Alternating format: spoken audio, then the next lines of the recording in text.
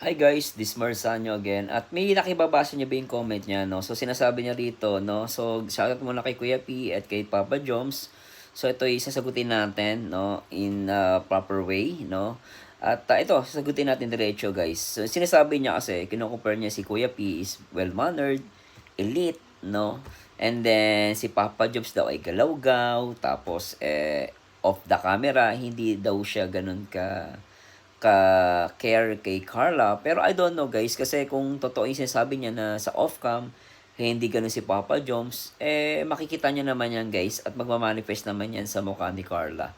At kayo mismo po ang makakapansin, no, 'di ba? Nakita niyo yung mga vlog nila, okay na okay sila. Even dun sa family niya, sa mother side ni Papa Joms, 'di ba? So talagang love na love nila. So yun ako guys, nagbe-base ako dun sa video na yon. At the same time, ngayon hindi natin pwedeng i-judge si Papa Jones, no?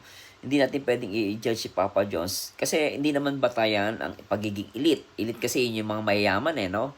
Galaw-gaw, parang ako yan, no? Ako, I'm an engineer, I'm a professional, pero galaw-gaw din ako milos kahit nga magsalita.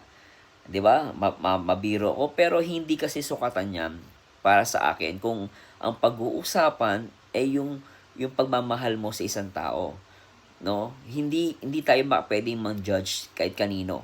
Kahit sabi natin elite yan, di natin pwedeng i-judge. Kahit galaw-gaw, hindi rin natin pwedeng i-judge. Parang lumalabas kapag elite ba, yan ba ang pinaka-standard? No? Sila yung mga sosyal, mga mayaman. Yung ba ang standard? No.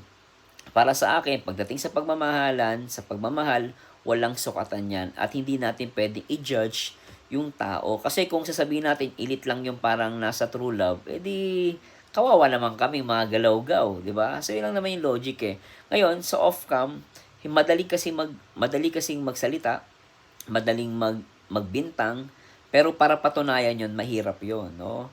Is easy to judge, but is hard to i-justify. So ganun lang po masasabi ko dito sa nag-comment na to. So sana po huwag kayo masaktan kung sino man to.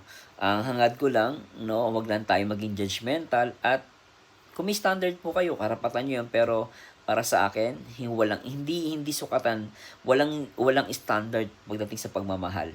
Mayaman ka, mahirap ka man, galawgaw ka o elite ka, whatsoever.